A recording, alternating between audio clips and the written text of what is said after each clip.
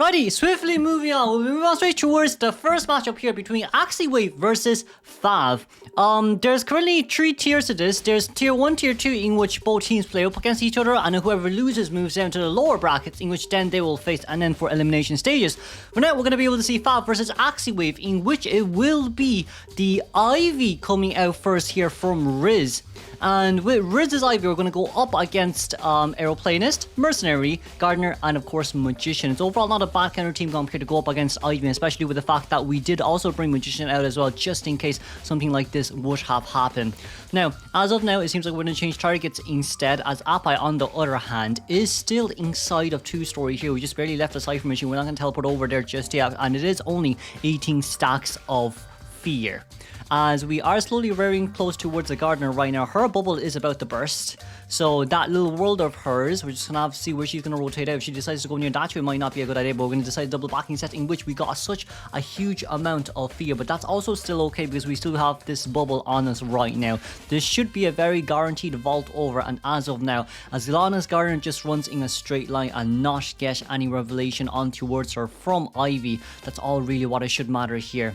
And then we do have Flywheel on the Gardener here. It does seem everyone has Flywheel, 2 tie turners, and could try maybe standing still for once, but we did get the normal hit. We used our revelation as well from the main body just to guarantee that Gardener cannot utilize any of our items, as Apai here once again, currently in 2-story, has gotten rid of his own tombstone, his Ostracon that was nearby. And of course for Gardener right now, can we get this revelation screen? We currently have deployed Yetian upstairs, but even so, it seems like we're going to slowly drop downstairs here as well. That's going to be a very nice revelation scream, and that will be Gardener going down.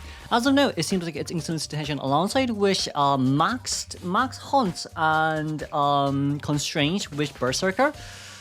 We are around 2 Cypher Machines done as of now. We're 2 Cypher Machines done as of now. Mercenary Cypher Machine actually was the one at 76%. The only Cypher Machine that was a little bit slow compared to usual was the Aeroplanist, who was in 2-story. But for now as well, we're going to leech on straight towards Garden to see where Mercenary is. We probably want to try to force a rescue here from Merc, but once again, this is Merc that we're talking about, so it might not be as easy as you think it actually would be.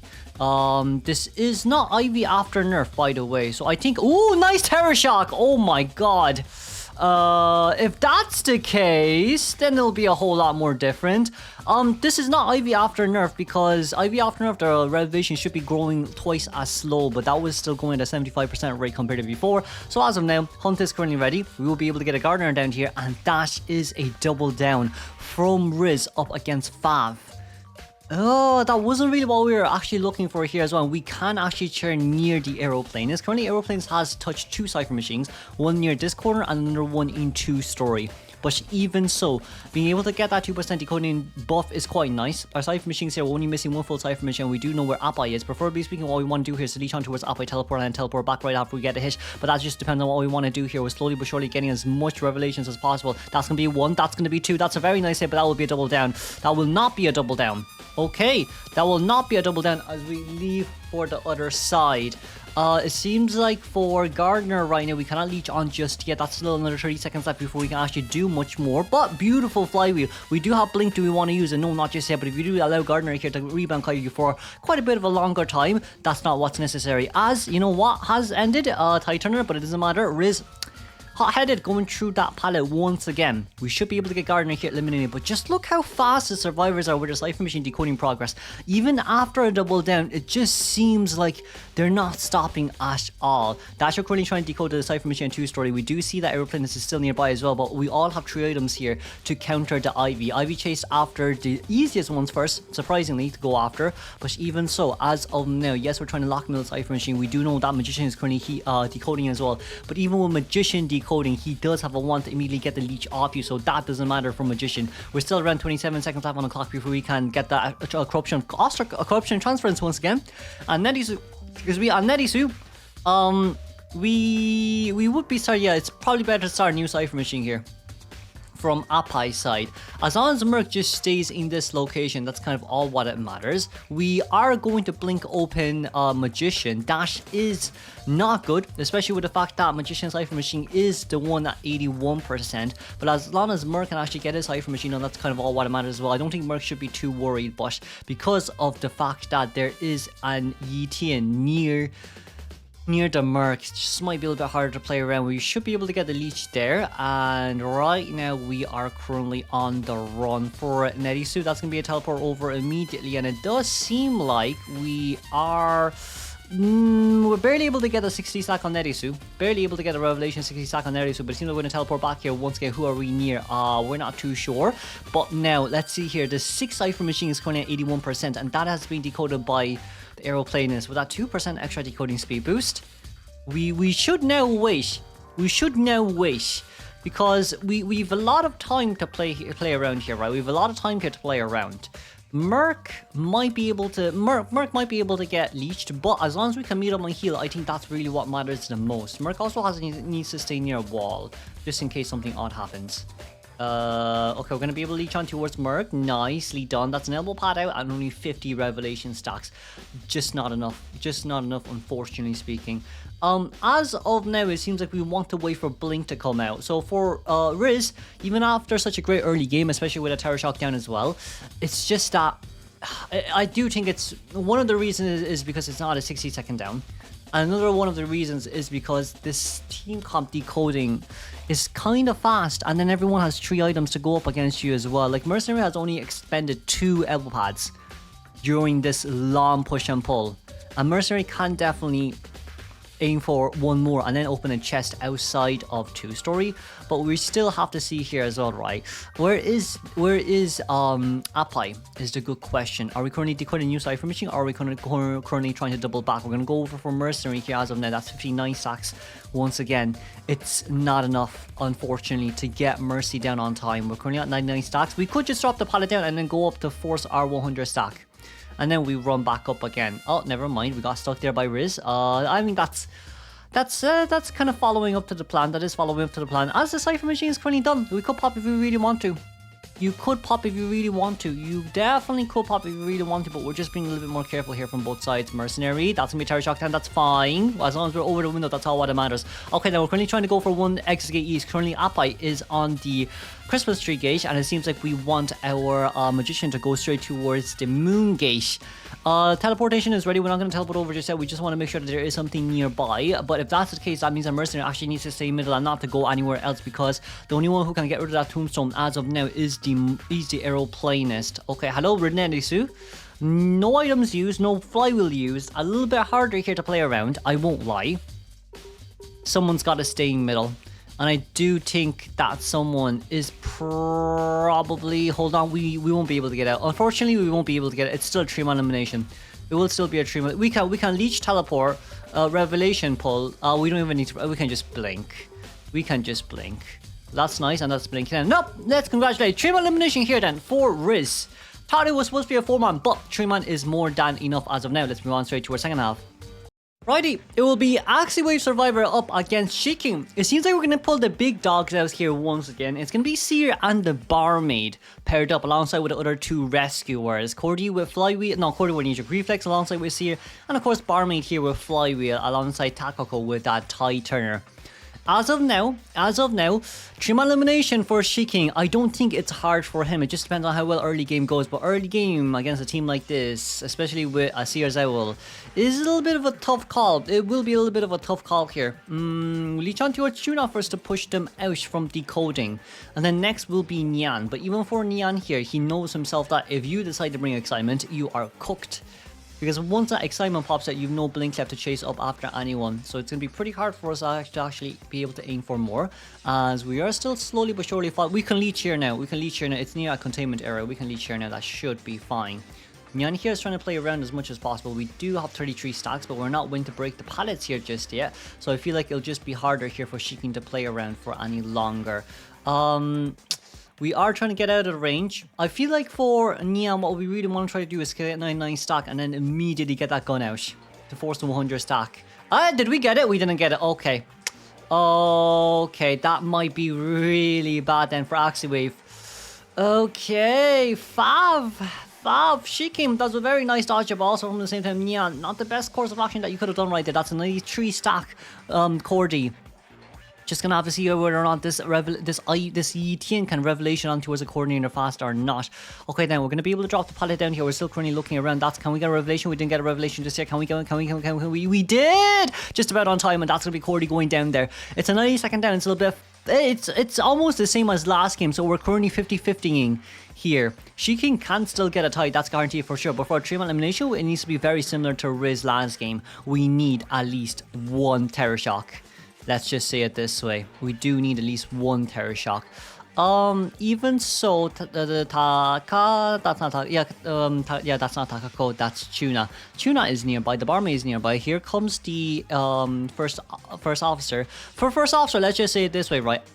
Your Seer can decode the cipher machine for you, so you don't need to really go back to it. So Seer finished off one cipher machine. We're currently still waiting here for a little while. Gun has already been consumed. And we did get the leech there, but that's going to be revelation number 2. That's a nice hit and a nice rescue, but that will not guarantee you your double down. Yeah, that should not be able to guarantee the double down just yet. Tuna is still nearby. We still do have that Seer Owl though. I'll be honest, we still do have that Seer Owl. But even... Oh, hold on, we're going after Takako first. Okay, so first officer goes down. As Cordy is already on the other side of the map. Okay, interesting. Meanwhile, barmaid cipher machine here currently at 50%. Barmaid, we're gonna be able to not leave on time, but that's a Dublin. But that's a barmaid with a Dublin. So here comes out the hard counters, let's say, for Shiking. It's a little bit unfortunate, but it is what it is. We do see still where Tuna is. And it's just for Nyan, you need to get an item first. You can't really decode. You definitely need to get an item first. If you don't get an item, if you don't get healed, it'll just be a long day for the Cordy. But even so, if we change targets, I don't think it's a bad idea. I genuinely don't think it's a bad idea if we change targets here, especially with the fact that Tuna can just immediately rescue and then go. Right? So right now we do know where Nyan is. We do know where Nyan is after cherrying the first officer. But for now as well, Tabarmi might be a little bit of a tough call here. We're going to be able to get the leech. That's going to be a very, very nice revelation. But even so, that's going to be... you know what? We should be able to get a rescue here. We even have flywheel. Double down? Yep, it's a double down. Okay. Very similar to last game now with the double down. But this time, we're going to chair once again. Does that mean Seer have to come over? Yes, that does mean that Seer has to come over. And Seer wouldn't be able to actually make it on time as well. This continuous target change is absolutely insane. This is something that I tried to do in rank, but then they still managed to cipher rush me. So Shiking being able to do this is really impressive. That's a beautiful blink down. And we're missing half a cipher machine as of now. Cordy with a wand. Okay, that's a wand used. That is a wand used. And then Seer needs to be on his way as well. That's going to be after half rescue here for Tuna, but that's okay. She does have a doubling as well. But then Cordy, on the other hand, is also on chair 2. So this might end up as a formal elimination if we're not careful here at all. Axie wave. Axie wave. Axie wave. Hold on. That's a down. Where's Seer? Seer's owl.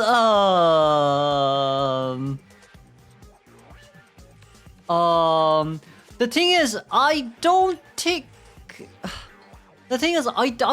Shiking used revelation there. Shiking didn't use a revelation there, so I feel like Seer should have gotten it done, but as of now, this is a really tough call because Axie Wave used up their Seer.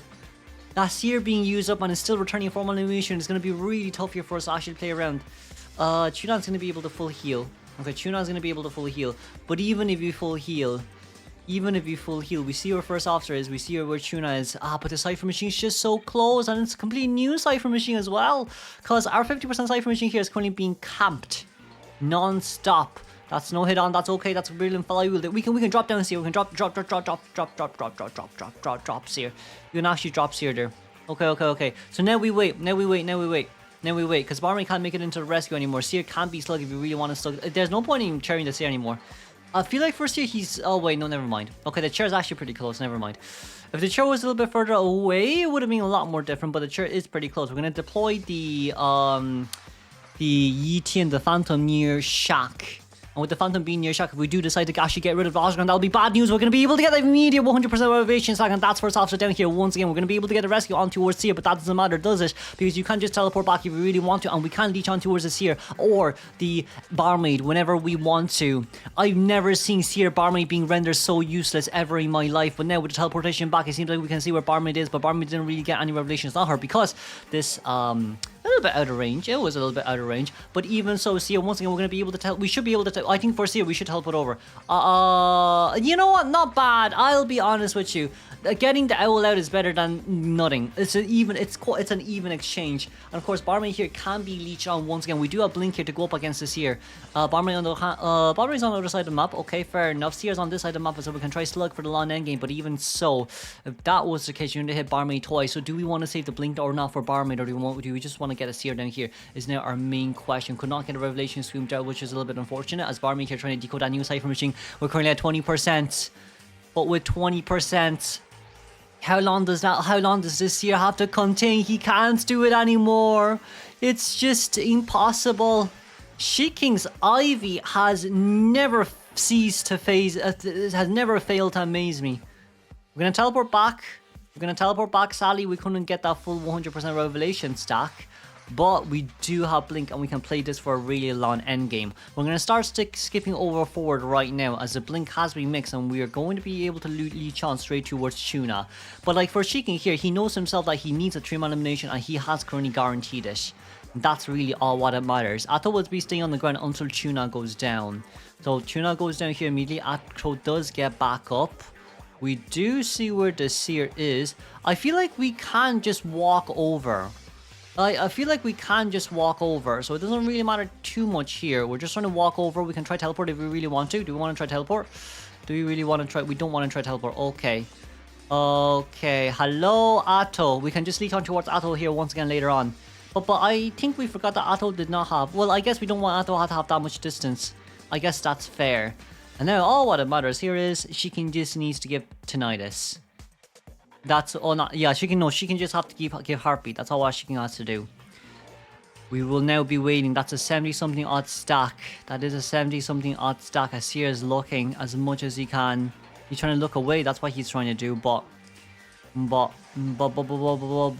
I do think this is a form of submission. We will congratulate Seer here for the 4-man elimination here once again. That's going to be Seer vaulted over. Well, I mean, you could just leech here and then teleport up. We decided not to... Well, it is a 4-man elimination, so we'll just keep it at that. Blink is going to be ready in 10 seconds, so I don't think Seer's going to be able to get anywhere. That concludes game 1.